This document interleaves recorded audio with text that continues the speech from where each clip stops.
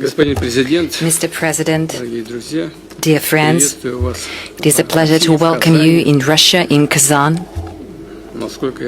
As far as I know, this is your first visit to Russia.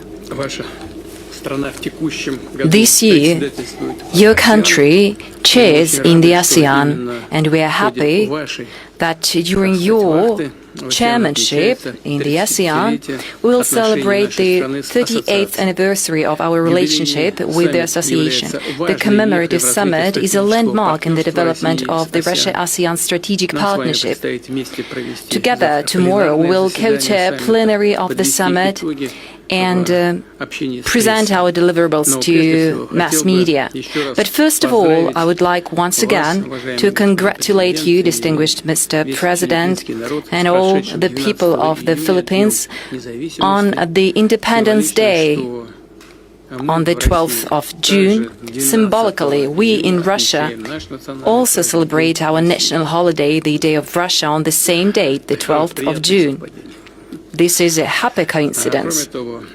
On top of that, this month, diplomatic relationship with the Philippines mark their 50th anniversary.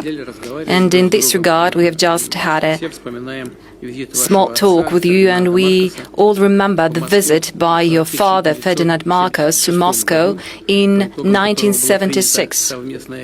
Upon this visit, a joint communique on the establishment of interstate relations was adopted. It is noteworthy that then, amid the Cold War, it required the political will from the Philippine leadership. Such well-balanced and pragmatic approach to international affairs is, of course, of high demand today. Apparently, we are approaching the present threshold with an immense capital of mutual beneficial cooperation underpinned by good traditions of mutual respect and respect for legitimate interests of each other. Last year, bilateral trade exceeded $0.5 billion. Of course, this is far from the limit, and of course there is a good potential to enhance supplies of agriculture and energy resources. Effective mechanisms of applied cooperation are in place. This includes the joint Russia-Philippine Commission on Trade and Economic Cooperation. Today, we have a good opportunity, Mr. President, to evaluate the current state of the Russia-Philippine cooperation. Once again, welcome.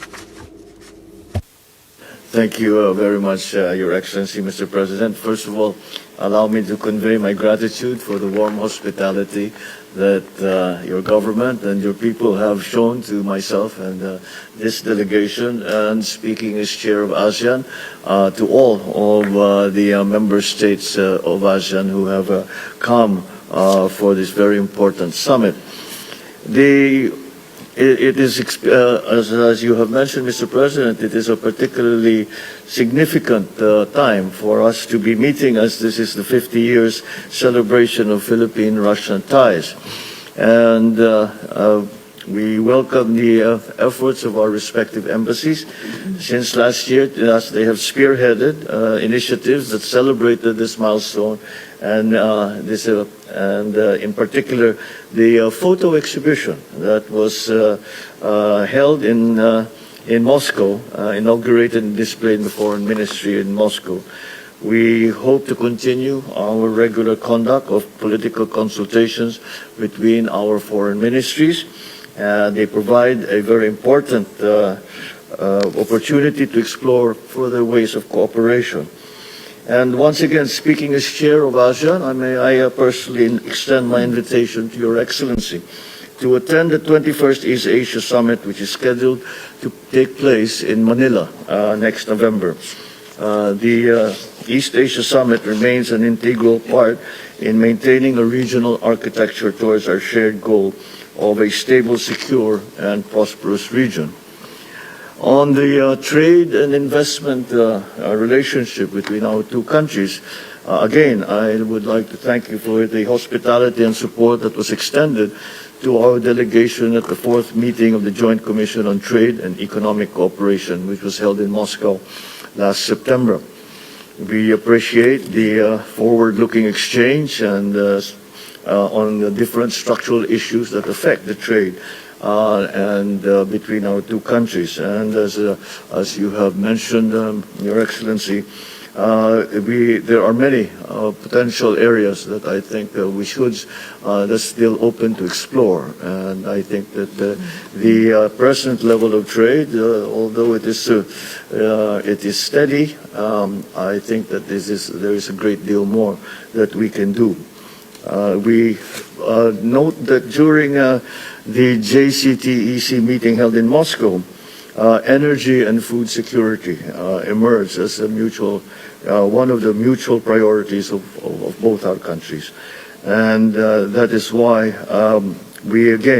that B2B component at the sidelines of the JCTEC enabled Philippines and Russia to establish networks and to explore joint ventures. We note that the number of memoranda of understanding that were signed during this activity covered cooperation in innovation, retail products, cosmetics, food processing, and industrial collaboration.